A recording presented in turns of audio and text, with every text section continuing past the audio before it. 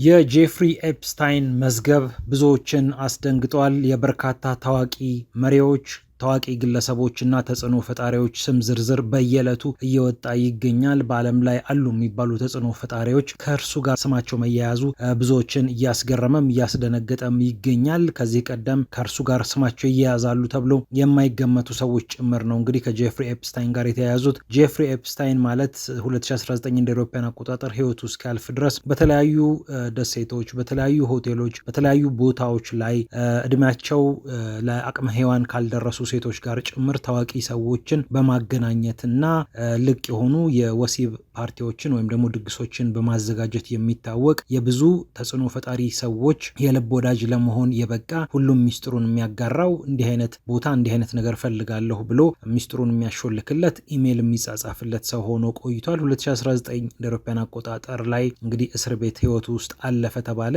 ራሱን አጠፋ ወይም ደግሞ የራሱን ህይወት አጠፋ ቢባልም ብዙዎች ግን ጥርጣሬ አላቸው። ምናልባት የእነርሱን ሚስጥር ያጋልጥብን ይሆን ብለው የሰጉ ሰዎች ይህንን አድርገውት ይሆን ብለው ጥያቄ የሚጠይቁ ሰዎች አሉ። በተከታታይ በየቀኑ የጄፍሪ ኤፕስታይን ጉዳይ እያነጋገረ ይገኛል። የኖርዌይ የቀድሞ ጠቅላይ ሚኒስትር ጭምር ከእርሱ ጋር ስማቸው ተያይዞ በሀገሪቱ ምርመራ እንደተጀመረባቸው ይታወቃል። በእንግሊዝ ከፍተኛ ባለስልጣናት ከስልጣናቸው ለቀዋል። ይህ ሰው አንዴ ለሞሳድ ይሰራል፣ ሌላ ጊዜ ለሲአይኤ ይሰራል፣ ሌላ ጊዜ ደግሞ ለሩሲያ ይሰራል ወይም ይሰልላል ተብሎ ስም ሁሉ ተለጥፎበት ቆይቷል። የተለያዩ የሴራ ትንታኔዎች አሉ። እንግዲህ ይህ ሰው ደሴት የራሱ የሆነ ደሴት አለው እስኪሞት ድረስ ከ1998 እንደ አውሮፓውያን አቆጣጠር እስከ 2019 እንደ አውሮፓውያን አቆጣጠር ድረስ የራሱ ደሴት ይዞ ማለትም ሊትል ሴንት ጄምስ የተባለች አንዲት ደሴትን በባለቤትነት እያስተዳደረ እዚች ደሴት ውስጥ ታዋቂ ሰዎችን እያመጣ የተለያዩ ሴቶችን እያመጣ እንግዲህ ከእነርሱ ጋር ጊዜ እንዲያሳልፉ እያደረገ በተለይ ደግሞ እድሜያቸው ታዳጊ የሆኑ አስራዎቹ እድሜ ውስጥ ያሉ አፍላ የሆኑ ሴት ልጆችን በማምጣት አንዳንዶቹ ህይወታቸው ጭምር እስኪያልፍ ድረስ በከፍተኛ ሁኔታ ተጎሳቁለው የአእምሮ ጉዳት ደርሶባቸው ምንም እንኳን 100% ተገደው ያላደረጉት ነገር ቢሆንም ግን በእነዚህ ሰዎች የተደረገባቸው ነገሮች አእምሯቸውን ጎድተው ህይወታቸውን እስከ ማጥፋት እንደደረሱ የሚታወቅ ነው። ለማንኛውም ይህ ሰው በዚህ ደሴትና በተለያዩ አካባቢዎች እነዚህን ተጽዕኖ ፈጣሪ ሰዎች ሲያመጣ ቆይቷል።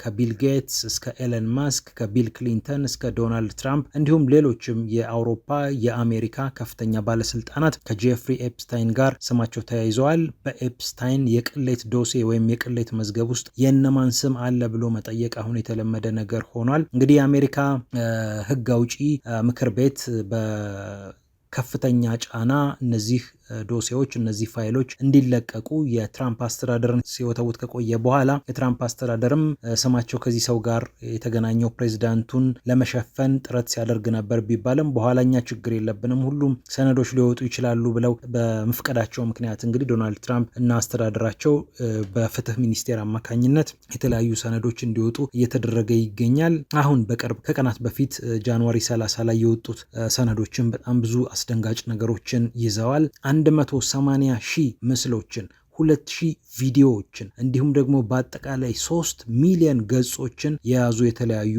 ሰነዶች ናቸው እንግዲህ በአደባባይ የተዘረገፉት። አንዳንዶቹ ደግሞ ኤዲት ያልተደረጉ ወይም የአርትዖት ስራ የሌላቸው የእርቃን ምስሎች ጭምር መውጣታቸው ደግሞ ሲያነጋግር ቆይቷል። በተለይ ደግሞ ጄፍሪ ኤፕስታይን እና ግብረ አበሮቹ እነዚህን ሴቶች ጥቃት ፈጽመውባቸዋል። የአእምሮ ሊሆን ይችላል፣ የአካል ሊሆን ይችላል፣ የተለያዩ አይነት ጉዳቶች ማለት ነው። ግዴታ አስገድዶ መድፈር ብቻ አይደለም። ግን ሌሎች ከነዚህ ታዋቂ ሰዎች ጋር በሚገናኙበት ሂደት የተፈጠሩ ስነ ልቦናዊ ስብራቶች አሉና የእነርሱ ምስል መሸፈን ነበረበት የሚል ክርክርም ሲነሳ ቆይቷል። አንዳንዶቹ እንዲስተካከሉ ተደርጓል፣ አንዳንዶቹ ግን አሁን ቢሆን አልተስተካከሉም። ለማንኛውም 3 ሚሊዮን ገጾች፣ 180,000 ምስሎች፣ 2,000 ቪዲዮዎች እና ሌሎችንም ሰነዶች ያካተቱ ናቸው እንግዲህ በፍትህ ሚኒስቴር ድረገጽ ላይ በይፋ የወጡት። ቢል ጌትስ፣ ኤለን ማስክ ጨምሮ በጣም ትልልቅ ባለሀብቶችም ከእርሱ ጋር ስማቸው ተያይዟል ከጄፍሪ ኤፕስታይን ጋር ማለት ነው። እንደሚታወቀው ኮንግረሱ ህግ እስከ ማውጣትም ጭምር ነበር የደረሰው። የኤፕስቲን ሰነዶች የግልጽነት ህግ ትራንስፓረንሲ አክት ብሎ ህግ ካወጣ በኋላ የአሜሪካ ምክር ቤት እነዚህን ሰነዶች ለቋል።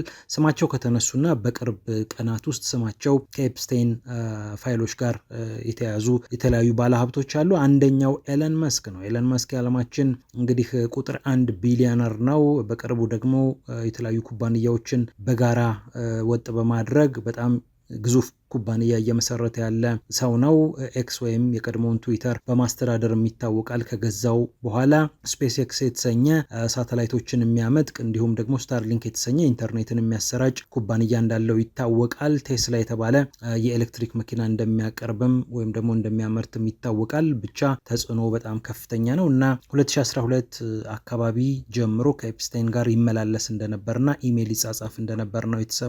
በተለይ ደግሞ እጅግ ወጣ ያሉ ፓርቲዎች እነሱ ዋይልድ ፓርቲዎች ይሏቸዋል እንደነዚህ አይነት ድግሶችን በተለይ ብዙ እንስቶች ባሉበት ስለማድረግ ተመካክረዋል ነው የተባለው። ኤለን መስክ እንግዲህ ለኤፕስታይን ሊመጣ እንዳሰበ ወይም ደግሞ ወደ ደሴቲቱ ሊሄድ እንዳሰበ እና ምን አይነት ፓርቲዎች መዘጋጀት እንደሚችሉ ጭምር እንደተወያየ ነው እንግዲህ የተገለጸው። እኔ ምንም አላጠፋሁም ብሎ ያምናል ኤለን መስክ በኤክስ ገጹም ላይ ይልቅ ጥቃት የደረሰባቸው ሰዎች ፍትህ እንዲያገኙ ፈልጋለሁ ብሎ ጽፏል። ቢል ጌትስ የማይክሮሶፍቱ ባለቤት ለረጅም ጊዜ እንግዲህ የዓለማችን ቁጥር 1 ቢሊዮነር ለመሆን በቅቶ የነበረው የቢል እና ሜሊንዳ ፋውንዴሽን መስራች የሆነው የተለያዩ ሰብአዊ ስራዎችን እንደሚሰራ የሚገልጸው ግን ከጀርባ ብዙ አወዛጋቢ ነገሮች እንዳሉ ይታወቃል። ለማንኛውም ቢል ጌትስ የሱም ጉዳይ እንግዲህ ስሙ ተነስቷል። በተለይ ከሩሲያ ሴቶች ጋር ስሙ እንደተነሳ ነው እንግዲህ ሲነገር የቆየው። ቢል ጌትስም ከጄፍሪ ኤፕስታይን ጋር በኢሜይል ሲጻጻፍ እንደነበረ ነው እንግዲህ የተነገረው።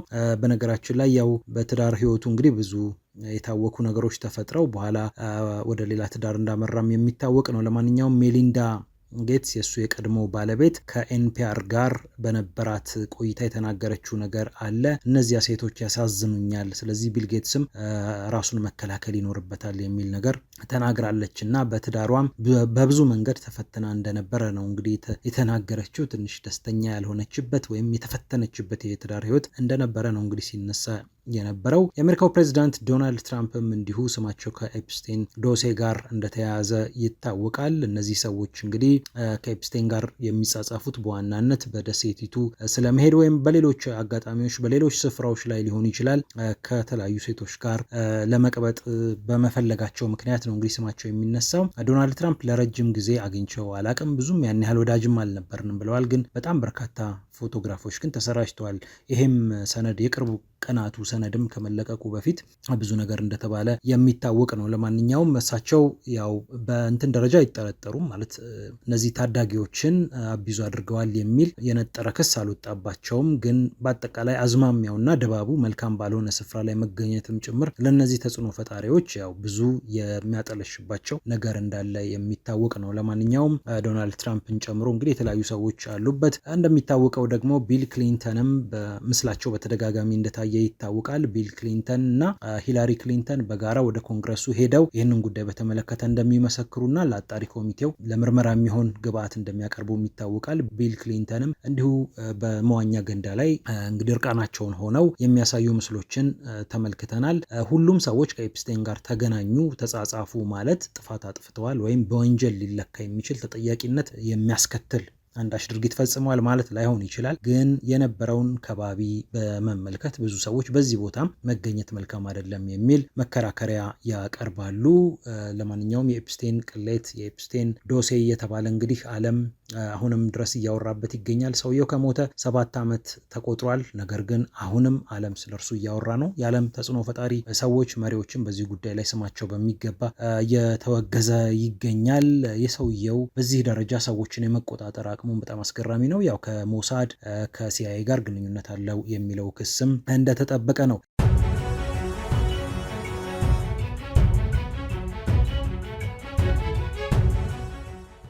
የጄፍሪ ኤፕስታይን መዝገብ ብዙዎችን አስደንግጧል። የበርካታ ታዋቂ መሪዎች ታዋቂ ግለሰቦችና ተጽዕኖ ፈጣሪዎች ስም ዝርዝር በየዕለቱ እየወጣ ይገኛል። በዓለም ላይ አሉ የሚባሉ ተጽዕኖ ፈጣሪዎች ከእርሱ ጋር ስማቸው መያያዙ ብዙዎችን እያስገረመም እያስደነገጠም ይገኛል። ከዚህ ቀደም ከእርሱ ጋር ስማቸው ይያያዛሉ ተብሎ የማይገመቱ ሰዎች ጭምር ነው እንግዲህ ከጄፍሪ ኤፕስታይን ጋር የተያያዙት። ጄፍሪ ኤፕስታይን ማለት 2019 እንደ አውሮፓውያን አቆጣጠር ህይወቱ እስኪያልፍ ድረስ በተለያዩ ደሴቶች፣ በተለያዩ ሆቴሎች፣ በተለያዩ ቦታዎች ላይ እድሜያቸው ለአቅመ ሔዋን ካልደረሱ ሴቶች ጋር ጭምር ታዋቂ ሰዎችን በማገናኘትና ልቅ የሆኑ የወሲብ ፓርቲዎችን ወይም ደግሞ ድግሶችን በማዘጋጀት የሚታወቅ የብዙ ተጽዕኖ ፈጣሪ ሰዎች የልብ ወዳጅ ለመሆን የበቃ ሁሉም ሚስጥሩን የሚያጋራው እንዲህ አይነት ቦታ እንዲህ አይነት ነገር ፈልጋለሁ ብሎ ሚስጥሩን የሚያሾልክለት ኢሜል የሚጻጻፍለት ሰው ሆኖ ቆይቷል። 2019 እንደ አውሮፓውያን አቆጣጠር ላይ እንግዲህ እስር ቤት ህይወቱ ውስጥ አለፈ ተባለ።